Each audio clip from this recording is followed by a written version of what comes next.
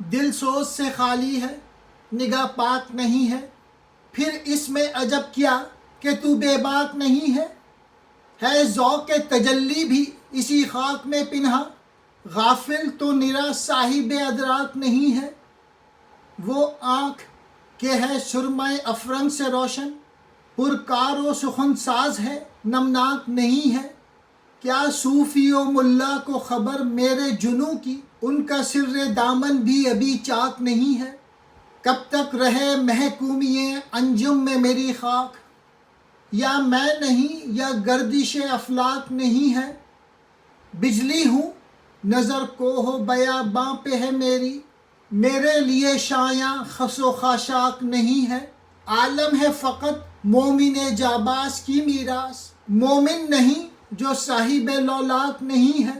علامہ اقبال نے ملت کے لوگوں کو دیکھا اور اس کے بعد ان کا تجزیہ تھا کہ دل میں تڑپ نہیں، نظر میں پاکی نہیں، تو پھر تو بے باک کیسے ہو سکتا ہے؟ بے باک ہونے کے لیے سچائی اور کھرے پن کی ضرورت ہے، اور یہ دونوں چیزیں بھی تجھ میں نظر نہیں آ رہی۔ علامہ اقبال کی نظر میں مسلمانوں میں جرت اظہار اور ہمت کی کمی ہے کہ وہ سوز عشق سے بھی محروم ہیں، اور ان کی نظریں بھی شفاف اور حقیقت شناس نہیں۔ اے ملت کے لوگوں، اللہ تعالیٰ نے تجھے صرف سوجھ بوجھ اور ادراک ہی عطا نہیں کیا، تیری مٹی کو عشق کے نور سے بھی نوازا ہے، اور عشق کا نور ہی فہم اور ادراک سے صحیح کام لینے کا سبب پیدا کرتا ہے۔ علامہ اقبال کہتے ہیں یہ درست ہے کہ فہم و ادراک کی بڑی اہمیت، لیکن عشق حقیقی کی تجلی کے بغیر فہم و ادراک کی کوئی حیثیت نہیں۔ یہ ساری حقیقتیں اور جذبے مربوط ہو کر انسان کو انسان بناتے ہیں۔ وہ لوگ جو مغربی تہذیب کو ہی سب کچھ سمجھتے ہیں، وہ غلط فہمی کا شکار ہیں۔ وہ ہوشیاری والی باتیں تو کریں گے، لیکن ان میں آنسو کبھی نہیں آئیں گے۔ وہ آنسو آنکھوں میں جب آتے ہیں جب انسان کے دل میں تڑپ اور سوز پیدا ہو۔ صوفی اور ملا میرے عشق کے بارے میں کیا جانتے ہیں؟ ان کے دامن کا تو کونا بھی ابھی چاک نہیں ہوا، یعنی اپنے معاملات میں گم رہنے والے لوگ عشق کی تڑپ اور ریاضت کے بارے میں کیا جان سکتے ہیں؟ اقبال نے آج کے صوفی اور ملا پہ تنقید کی ہے اور فرماتے ہیں کہ صوفی ملا تو ذات الہی کے عرفاں اور عشق حقیقی سے یکسر محروم ہو چکے ہیں۔ ملت کو جو مسائل درپیش ہیں اور جن خطرات میں ملت گرفتار ہے، یہ بے حس اور نافہم لوگ اس صورتحال کا ادراک نہیں رکھتے، پھر وہ میری قلبی کیفیت سے کس طرح آگاہ ہو سکتے ہیں؟ وہ تو مادی مفادات کے حصول میں مصروف ہیں۔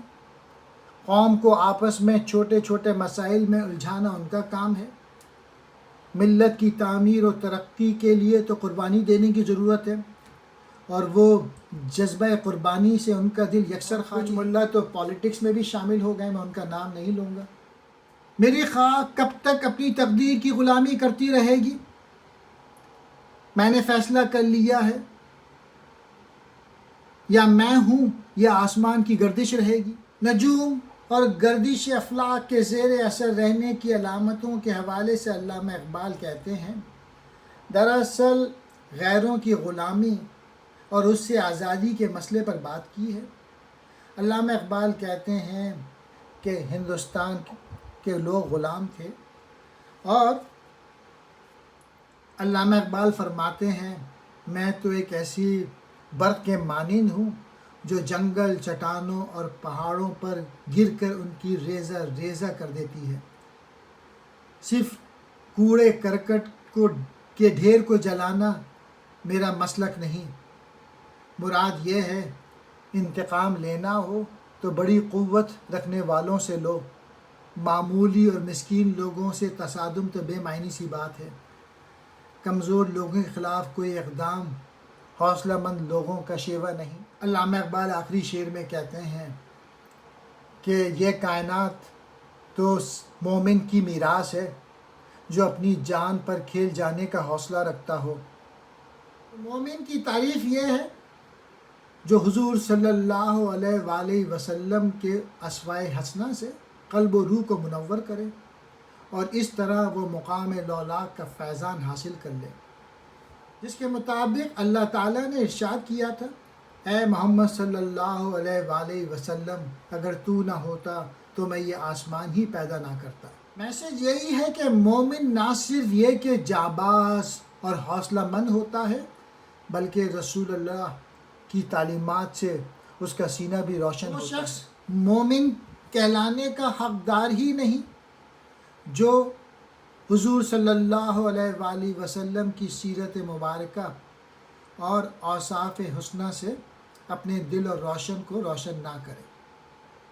سوز کہتے ہیں جذبہ عشق، نگاہ پاک، دنیاوی آلودگیوں سے پاک، بے باک، بے خوف، ذوق تجلی، اللہ تعالیٰ کا جلوہ۔